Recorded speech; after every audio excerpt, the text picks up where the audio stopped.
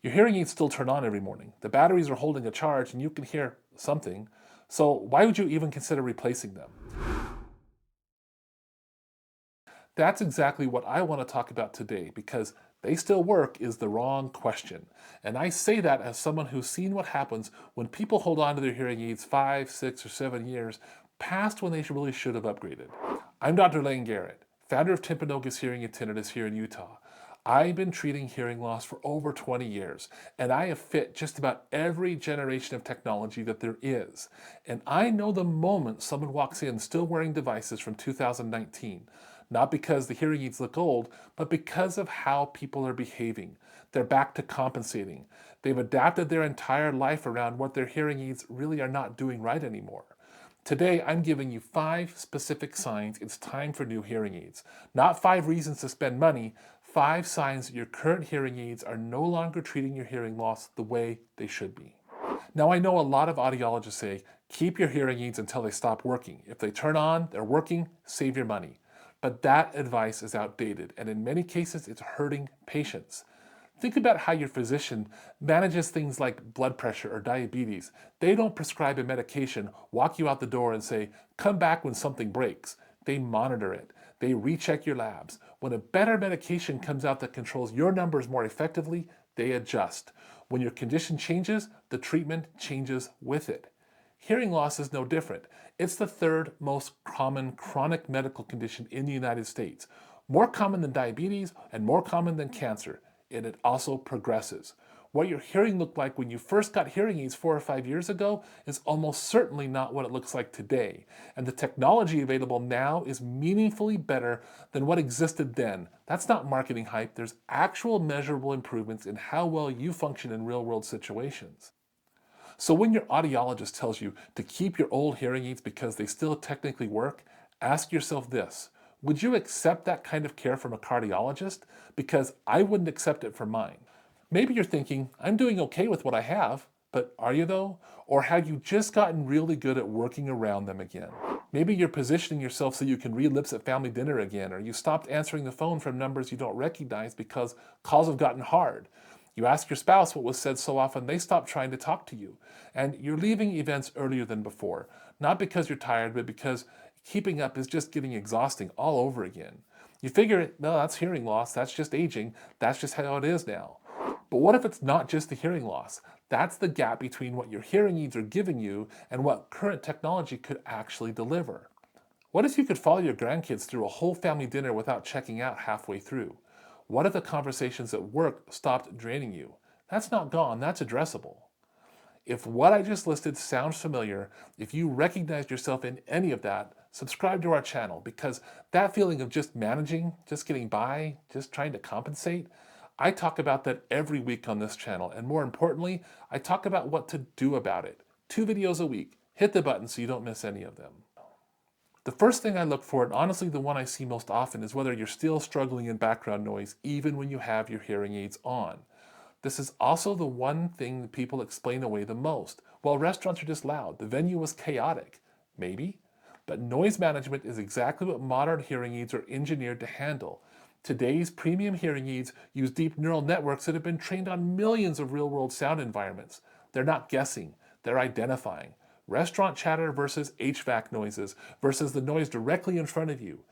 They separate those signals in real time, pushing speech forward while pulling background noise back.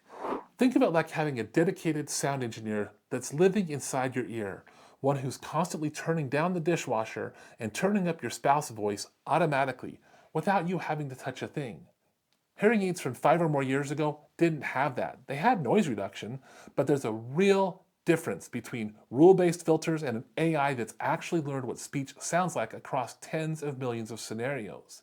If you're consistently struggling with background noise with your hearing aids on, that's not a you problem. That might be a technology problem. In our clinic, we test this objectively with every patient using speech and noise testing, measuring the decibels of signal-to-noise loss before and after. The difference between properly fitted current hearing technology and 5-year-old hearing aids and noise can be dramatic. We're talking 8 to 10 decibel improvements. For context, that's the difference between straining through dinner and actually enjoying it.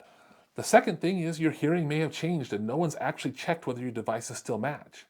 This surprises people. I hear people say things like, well, I've had my hearing aids adjusted, they should still work for my hearing loss. Well, not necessarily. Hearing loss is progressive, especially age-related hearing loss. The prescription your audiologist programmed 5 years ago was matched to your hearing loss back then. If your hearing is shifted, and for people over the age of 60, it has, you're wearing hearing devices that were calibrated for someone who's hearing much worse now than you were in the past. That's why annual hearing evaluations matter, not just to see how you're doing, but to verify that your current hearing aids actually match what's going on with your hearing today. Sometimes they can. Sometimes they're already at the ceiling of what they can amplify, and no amount of reprogramming will close that gap. If you haven't had your hearing tested since you got your hearing aids, that's the first step before anything else. And this is where a lot of people get fooled. They assume the problem is their ears when sometimes the bigger problem is outdated hearing treatment. Third, and this one catches people off guard, you're repairing your hearing aids all the time. Some maintenance is normal, changing wax guards or domes and maybe the occasional speaker. That's part of having a hearing aid. But if you sent them back to the manufacturer twice in the past year, or if you're waiting weeks for hearing devices while they're being serviced, and your audiologist keeps finding new things wrong, that's a completely different situation. Something most people don't know. Once a hearing aid hits the 5-year mark, many hearing aid manufacturers stop stocking parts for it. You can reach a point where a repair isn't even an option. And every week you're without your hearing aids is a week your brain is not getting the auditory input that it needs. There's a total cost of ownership calculation here worth doing. Repeated repairs on aging hearing aids at some point cost more than moving to new devices that come with a warranty and current support. The fourth sign, and it's one people almost never connect to their hearing aids, your life has changed, but your hearing aids haven't. Your hearing aids were fit for the life that you were living when you got them. If your lifestyle has changed, there's a real chance the technology no longer fits. Retired and now spending more time in noisier places with grandkids or traveling or social events, when before your life was most likely in a quiet office, you might need more sophisticated noise management than you did back then.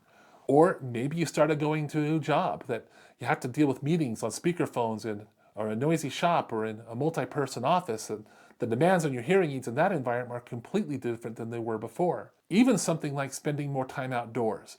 Wind noise management in modern hearing aids is genuinely better than it was just one generation ago. The devices haven't adapted. The question is whether they still match who you are now and what you need them to do. And the fifth one that worries me the most when I hear it, you're avoiding situations that you used to do just fine in. This one is easy to miss because the avoidance happens gradually. You stop going out to eat. You skip the grandkid's birthday at the loud pizza place. You sit outside the conversation at the holiday party. You've told yourself it's just not worth the effort, or that it was never really your thing anyway. But that's not true, is it? Sometimes those things you really did like, and at some point, your hearing aids stopped making them accessible.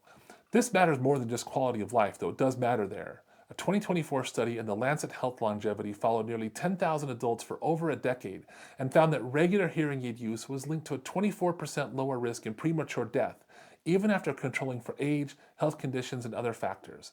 The connection between staying engaged, staying connected, and long-term health outcomes is real. Social withdrawal from undertreated hearing loss has a cost. If your hearing aids are contributing to that withdrawal rather than preventing it, that's a sign that's worth taking seriously. Let me tell you about Richard. He came in to see us about a year ago wearing hearing aids he got in 2018. They were premium hearing aids when he got them, and he took great care of them. They were still turning on. They were still functioning, but he told me he was doing fine. But as we talked, the picture got clear. He'd stopped going to his monthly breakfast group. He'd stopped going to his church council because he kept missing things in meetings. His wife has started going to family dinners and just recapping them for him afterwards rather than both of them going together. He didn't frame any of that as a hearing problem. He'd rewritten the story. The breakfast group had gotten too loud anyway. The church council was more work than it was worth. He was just a homebody now. We did a speech and noise test. With his current hearing aids in, he had an 11 decibel signal to noise loss, meaning he needed someone's voice to be 11 decibels louder than the background noise just to follow the conversation. That's an exhausting gap to close every day for years. We fit him with current AI-powered hearing devices verified with real ear measurements and did the test again. His signal to noise loss dropped to 3 decibels. A few weeks later, he told me he'd gone back to his breakfast group. I forgot how much I like those guys, he said. He hadn't changed. He didn't lose his hearing. He lost what the technology could actually deliver him. I want to be clear though, not every sign here means you need new hearing aids. Sometimes that second sign, just your hearing has changed, could be a reprogramming visit. Sometimes a repair is the right call. Sometimes a fitting issue resolves with new ear molds. The goal isn't purchasing new hearing aids. The goal is making sure your treatment matches your condition and your life. A proper evaluation by your audiologist tells you that. Things like speech and noise performance and whether your devices can still be adequately programmed to your current hearing, and an honest answer about whether the technology gap is large enough to matter for your specific situation. Sometimes the answer is, you're fine, let's hold on.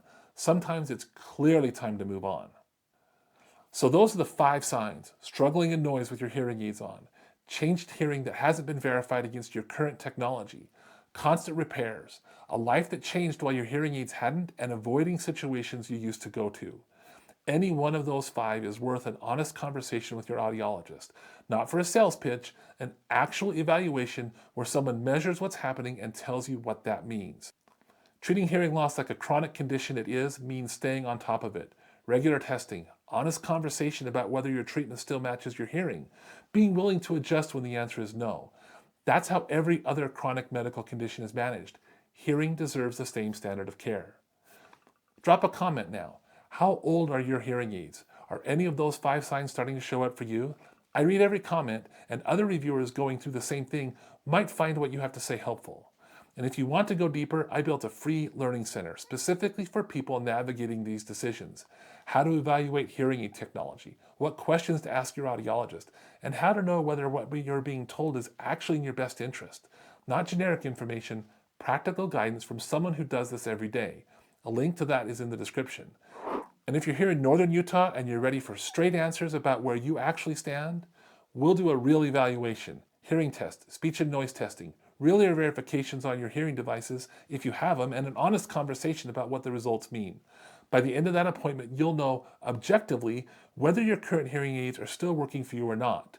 You can find a link to make an appointment in the description as well. Thanks for watching.